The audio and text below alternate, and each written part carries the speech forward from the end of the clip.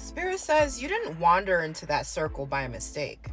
You were guided there because a part of you was looking for relief, for home, okay? For people who could finally see you for who you are. And for a moment, it felt like you'd finally found your place. They welcomed you with open arms, okay? They called you family. They complimented your light, okay? They praised your power. They said things like, wow, you're gifted. Your energy is rare. Stay close to us. But that praise was bait. You might remember how they touched your back too long while they prayed over you. How their eyes glowed just a little too red in the candlelight. How you were told to release control. Let your body go limp. During those energy sessions, Spirit says they were testing how deep they can go. Spirit says behind all that love bombing was a hidden ritual. Behind all their spiritual talk, all their spiritual jargon, was an ancient hunger. Whoever this message is for, they didn't want to uplift you. They wanted to tap into you. They called it light work. They called it healing. But what they were actually doing was energy harvesting. Spirit says this was no ordinary betrayal, okay? This was an energetic ambush. These were people who claimed to worship God, or people who claimed to follow or worship the light, but secretly siphoning power from all those who they called new members or new initiates. They saw your trauma and saw it as an opportunity. They saw your sensuality and called it divine, but only so that they can exploit it in the name of healing. Spirit says they told you to visualize your sacral chakra opening up. They told you to breathe into your pelvis. They encouraged mirror work, okay? Where you sat there vulnerable, emotional, and spellbound. They might have sold you or passed around anointing oils that were infused with their hidden intentions. They watched how you reacted. They saw the flickers of ancient magic within you, and they wanted it. For some of you, you thought it was a cleansing circle, and it was a spell. For others of you, you thought you were taking part in some type of an ancestral offering, but your sacral energy was being offered to their ancestors. You thought it was a retreat. You thought it was a full moon circle. You thought it was group prayer.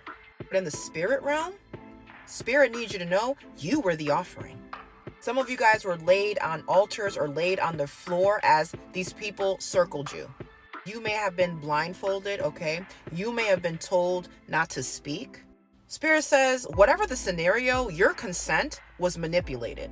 They pulled from your womb, okay? They siphoned from your spine. They drew from your sexual energy, your sexual power like a wine. They offered you to their deities and whispered your name backwards. Spirit is showing me chants being done in reversed language or reversed tongue. Spirit is showing me candlelight rituals disguised as love spells. They're showing me clearing sessions that ain't clearing anything, just redirecting your chi, your ki, to their root and their sacral chakras. I'm being shown an elderly woman with a stone necklace, a black stone necklace. I'm seeing a male group leader, okay? I'm seeing him with a hawk tattoo and a serpent ring. I'm also seeing a circle of people where everyone is being told to touch hands or touch palms. And I'm seeing one person in that circle where everyone's holding hands, whispering incantations. Someone in that group, or several people in that group, chosen one, was feeding on you, or pulling from your dreams. They were using your own sensual energy to power up their own manifestation grids. Spirit says, whoever I'm talking to, you would experience intense fatigue after these group gatherings or prayer circles. A lot of you guys were experiencing sexual things happening in your dream state, okay, with some of the leaders of the group. A lot of you guys were experiencing some type of pressure in your pelvic region or soreness with no cause. You would feel extremely psychically open or raw after meditation sessions. You would experience sudden blocks in your creativity, sudden blocks in your money or in your relationships. You would experience what you thought was paranoia, feeling like these people or some people in this group was watching you, which they were astrally. This wasn't your imagination, chosen one, okay? This was energetic vampirism cloaked in the sense of community. You were anointed, yes, you were, but not with oil, with obsession from this group, with extraction, with a spiritual barcode over your aura that said, property of the coven. Spirit says one of the leaders of this group marked you as a source. They even lied to their spirits, claiming that you agreed to it. They used your hair, okay? They may have used your blood or menstrual blood if you're a female. They saved your tears, I just heard.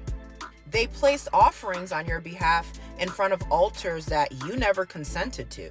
Spirit says some of them even masturbated over your photo, calling it a supposed tantric blessing. But it was actually a sacrificial seal. But Spirit is actively correcting that now. Your field is being closed. Cords are being severed. And every single offering done in your name without your consent is being returned, okay? Revoked. You will start to feel yourself close, okay? Like a divine vault. Your dreams are no longer accessible to them. Your light is being enclosed in sacred armor. And your sensuality, your authentic sexual power is being returned to you without fear and without shame. This is a handler exposure. Power is crumbling, chosen one. They're unraveling. The cults are churning on each other, breaking apart. Their own ancestors are churning on them because they touch something just too sacred. You. If this is for you, I'm going to need you to speak this out loud. Out loud, no exceptions. I rescind all unholy contracts made in my name.